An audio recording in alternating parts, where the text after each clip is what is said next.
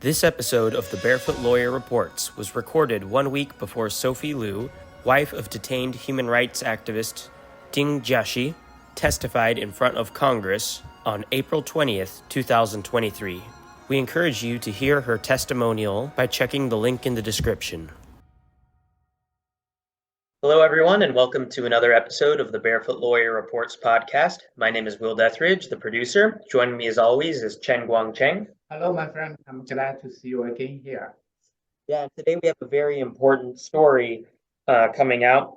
Luo Chengcheng, or her American name is Sophie, is joining us today. She actually was a part of the recent protest that Guangcheng, myself, and the Young Americans for Freedom at Catholic U participated in. She was one of our main speakers, she and two other women, whose husbands are currently imprisoned in China right now by the Communist Party. Sophie, thank you so much for coming on the show. Thank you. Thank you for having me here to have another chance to speak for my husband and for his friend Xu Zhiyong. Of course. Well, let's start off with a bit of background. Could you tell us about your husband's story? How did he become a prominent human rights lawyer in China, and how he got in trouble with the Communist Party? My husband's background is engineering. We met in a lab in the Beijing University and of astronautics and aeronautics. So he became a lawyer by studying the law in his spare time and became a lawyer after he got his master's degree in engineering. What's his name again? Jiaxi. Ding is the last name, D-I-N-G, Jiaxi. Perfect, and I appreciate you for spelling the name as well so people can look him up. He's all over the internet for sure because of his work. Please continue with his story. Thank you. So he started to be a lawyer, but at that time he worked on the civil law related with the property, with the company, with the copyright. So he started from scratch of any legal law background, and then gradually he became a very successful commercial lawyer in China.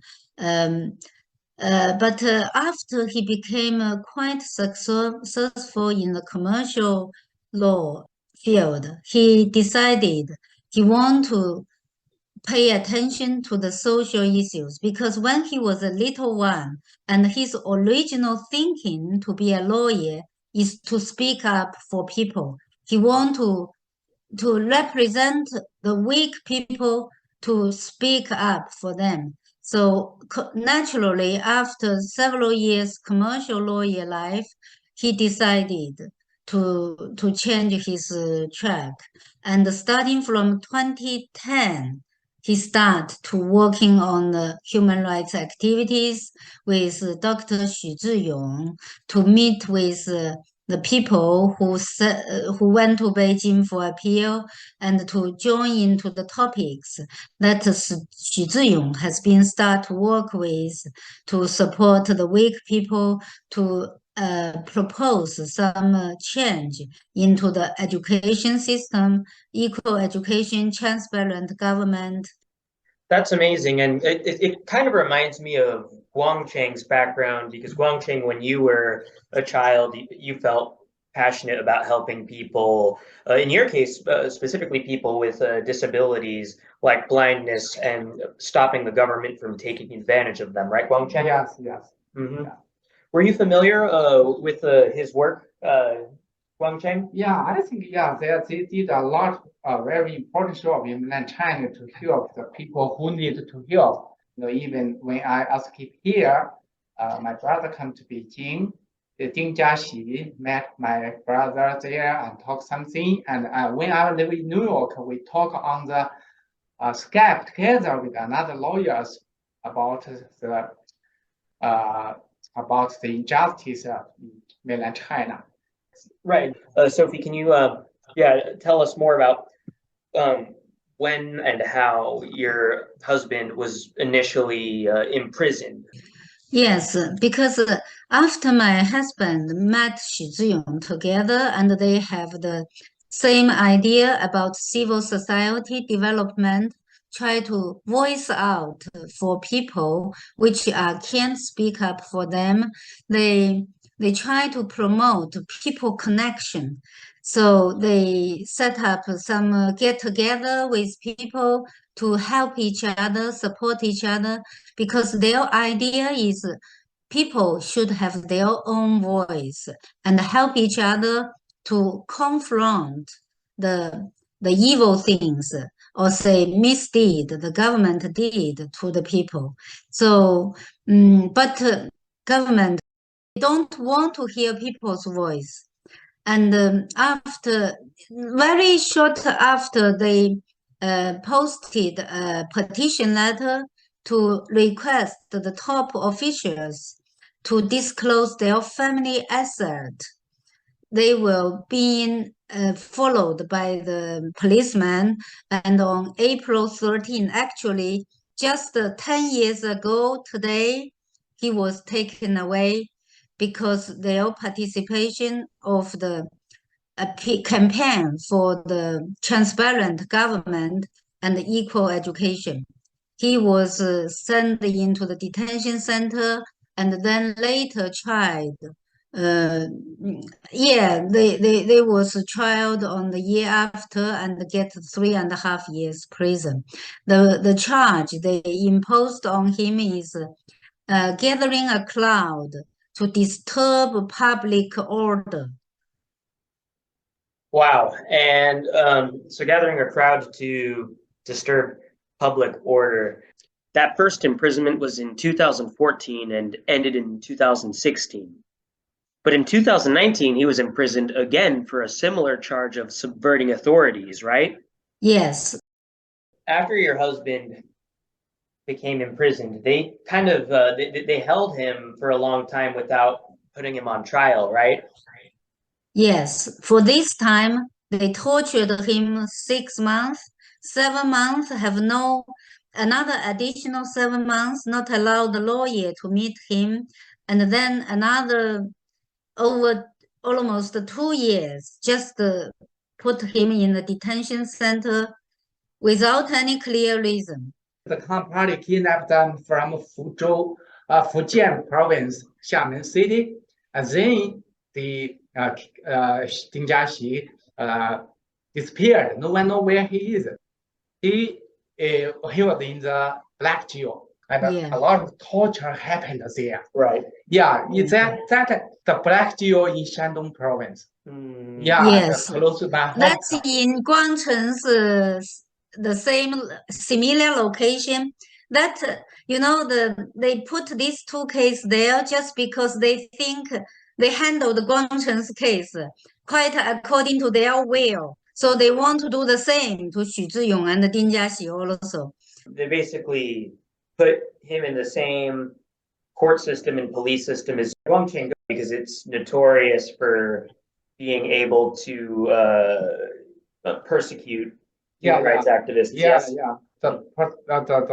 They did a lot of torture to them, and after more than 1 year in black jail, then they have to let the family know where they are. So they took them and put them in jail in my hometown in Linyi, right?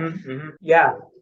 Well, a common theme we've seen is that the Communist Party will arrest someone, not really tell them why they're arrested, not give them any trial, torture them, and then eventually, long time later, they'll maybe get a trial, and it's not very fair at all, right? Yeah. Regarding their trial and the sentence, it's very ridiculous. First of all, these two cases, Ding Jiaxi and Xu Ziyong, publicly saying we want open trial because what we did, we can tell everyone. We have no secret. Where the secret come from? So they want them to be tried secretly, not to allow anyone go into the court. Actually, before the sentence, the lawyers were warned, you are not allowed to give out, publish this judgment documentation at all, the Right. sentencing documentation. So we don't have any document for this sentence, only the oral number of this sentence, the Yeah, and how long years. is the sentence?